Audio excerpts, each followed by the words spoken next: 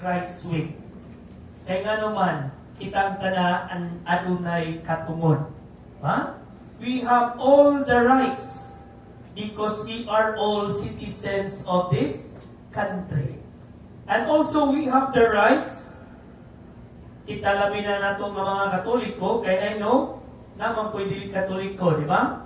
But we have the same rights and same belief. Pero ang nakapala nato sa inyuhang pagtuo, dili sama sa pagtuo sa Katoliko. Ba? Kung imong pagtuo, iglesia ka, Mormons, o yun sa imong lahi sa Katoliko. Pero at the end, we believe in one God. Lahat ay Ginoo in our own personal life. Pero ang nakalindot, namo nga mga Katoliko, no? Di pasabot, no? Lahi man ka, but at least we are all children of God. Even with disabilities or without disabilities. Kay patas ra gyud ta. Ang nakalain lamang na atay mga imperfections. Pero sa mata sa Ginoo, kitang tanan patas ra. Gani sa Ebanghelyo, di ba? Kadungog mo katong sanlahon. Ang sanlahon baya, they were the rejected one. Nang ipangsalikway, they were isolated to a certain place. Kadigod mo pwedeng nga mosagol sa mga tao, kay ang muhikap o muduol ninyo, mahugaw. Pero ang Ginoo siyang kinabuhi, wag yun. Ba? Gani niya itong sa kasanlahon nga may tawag, Jesus nga kaliwat ni David, kaluy in taon ako. Ba? Gikaluyan sa Dios ang maong sanlahon o giayo. No? Even with our imperfections, ang Dios mutabang ug muayo nato. No? Kung kita lamang maminaw sa Ginoo. Kay di ba yagud nato ikalimot usahay ang tao magpaka-Dios? Because we think that we are like gods. Mas labaw ta. Pero dili baya. Sa matas Ginoo, patas ra gyud ta. Ba? Sa mga ini kamatay, padaba ng bahandi. No? Isay magdag silpon ini kamatay. Isay magdas iyahang tarak-tarak. No? Wag yun. Ibin ang imong postiso, mabilin ko na. No? Di yun ta, wag yun ta gibalal-wala sa Ginoo. Mabitang ang iya mga pahimangno, kining sambingay nga yang gihatag nato, it's for our own good. No?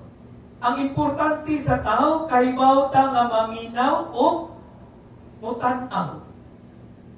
Mabitaw na usahay, kanina ko ina amigo nga amang, di kasulti, pero taas kayo pagpaminaw.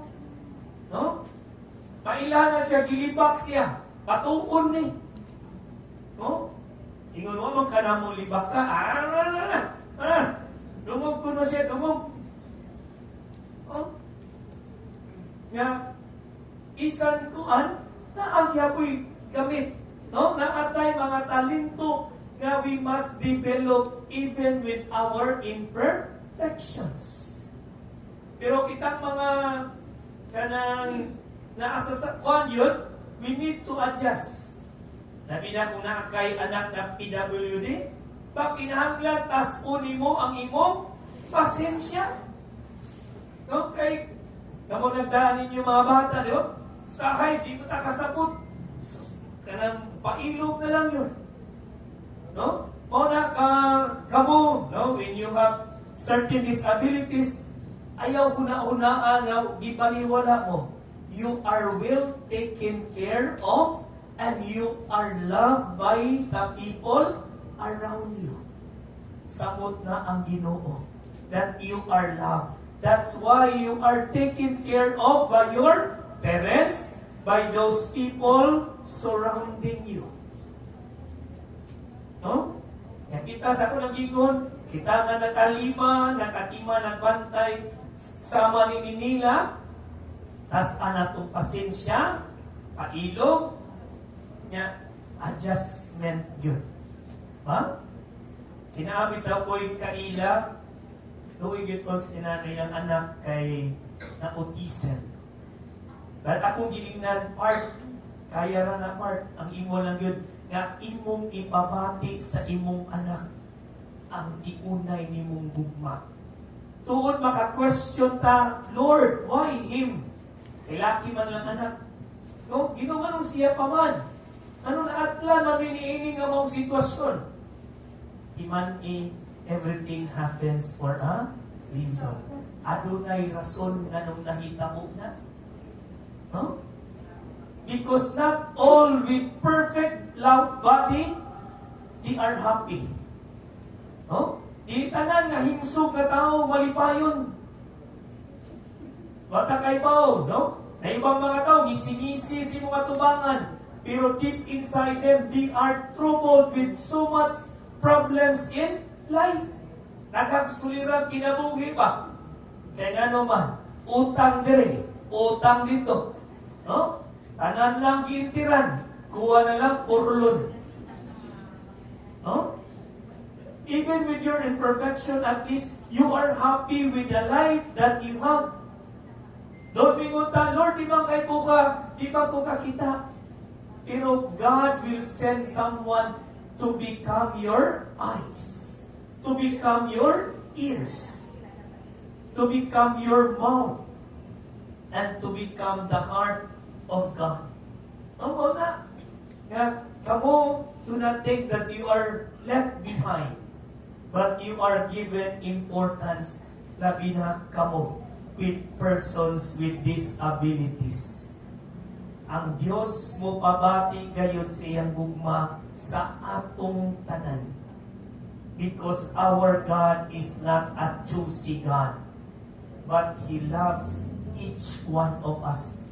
Kaya nga naman nagpakamatay siya sa krus, dili ba iningon siya para ranis mga himsog, para ranis mga perpekto.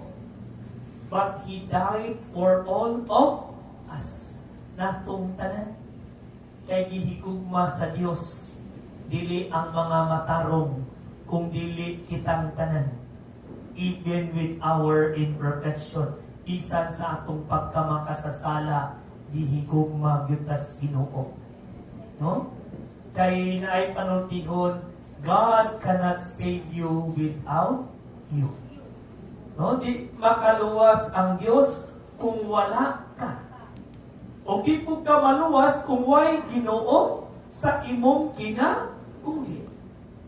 Mawitang nasa panultihon, everything is possible with God.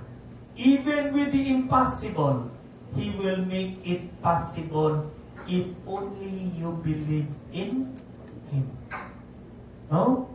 Naot, dili magmahuyang ang inyong pagtuo. But unta mo likon ang inyong pagtuos Ginoo because you experience His love. No? Kaysa hay baya, namin na pinakaila, he start to question God. No? Malikon ako, Dear Lord, paano gitagaan man ko niini mo? No? Kaya iya magisuwa. No? Iya ipabasa ba? Kay at least namin na special education, naka-eskwela man siya STEM. So, ang iya pong maestra, ang iya ng mama. So, ang iya frustration, iyang gisuwat, iyang ipabasa na ko.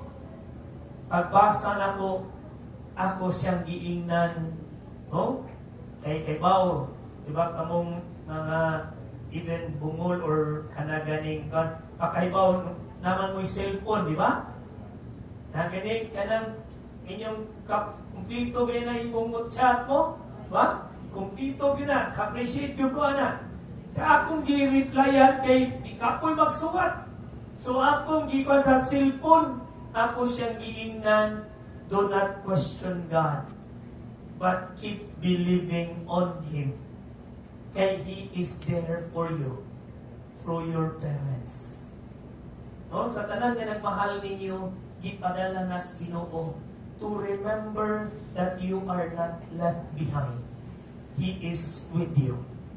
No, kay matag usa nato giubanan guys Ginoo. Tuod lahi naman bibiri, no?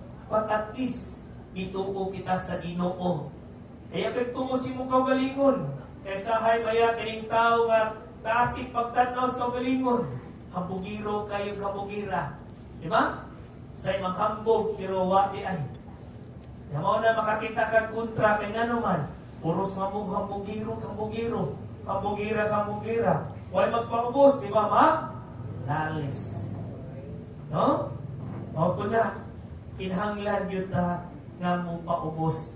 Because one of the things that gitanaw sa Ginoo, ang atong pagkamapaog sanon. Kimingon na siya, kinsa kadtong magpataas, iyang ipa-ubos. O kinsa kadtong magpaubos, iyang ipa-taas. And many of these things happen because God is fruitful to His word. Kaya ang Ginoo matinun-anon gayon sa iyang mga pulong. Di parehas tao ba? May lasaan, wa gyoy buhat. Pero ang Ginoo musaad kay iyamang buhaton. Challenge ni nato nga mga tao, labi na nato nga mga buhi nga unta dit lamang kay may kitag storya but naagyud unta sa buhat labi na sa pag-alima ni ining mga minahal nato sa kinabuhi na with disabilities. We always express our love and respect and care for them. Kay nga naman sa kunang ingon kitang tanan anak sa Ginoo. Huwag yun magtanaw Ginoo of your title. Kay ano ang imong titulo kutubra na sa lapida. No? Kung sa gitanaw sa Ginoo ang imong kasing. Kay ang matinuod nga mahigugmaon sa Ginoo maminaw sa Ginoo. Amen. Anindo. Magampo kita ngadto samahan nga tuwa sa langit.